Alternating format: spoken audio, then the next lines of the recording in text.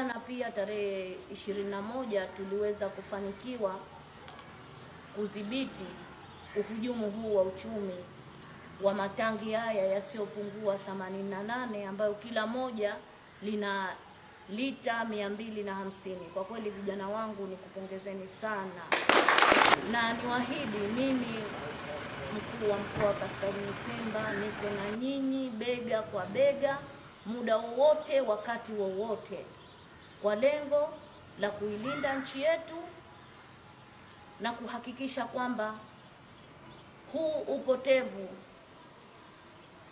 wa mapato ya nchi yetu basi kwa pamoja tunaweza kuyadhibiti. Niwaambie vijana wangu, muendelee kufanya kazi kwa bidii kubwa, juhudi na maarifa pamoja na uzalendo, mkiamini sisi viongozi wenu huku tuko pamoja nanyi. Na mimi pia niendelee kumshukuru Kamanda Bakari. Hakujua kwamba mie labda ni bosi nibakie ofisini. Baada ya tukio kutokezea, yeye mwenyewe alikuja kushirikiana na nyie vijana. Sisi ndani ya mkoa wetu tunatambua kwamba tuna bandari bubu nyingi sana, na niwaambie wale wote wahujumu wa uchumi wa nchi yetu kwamba sisi tumejipanga vya kutosha kuhakikisha kwamba bandari zote bubu tunazidhibiti, na huu ndio mfano na ndio uhalisia.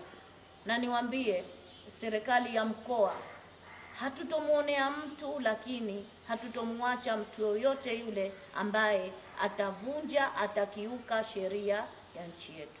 Amesema Kamanda Bakari, sisi tuko macho.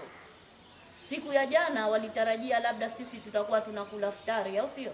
Tunafutari, lakini kumbe hajui kwamba watu wako macho. Kwa hiyo niendelee kuambia na niseme kwamba mkoa huu kupitia vikosi vyetu vyote tumejipanga kuhakikisha mkoa unabakia kuwa salama, lakini mambo maovu yote katika mkoa wetu yanaondoka.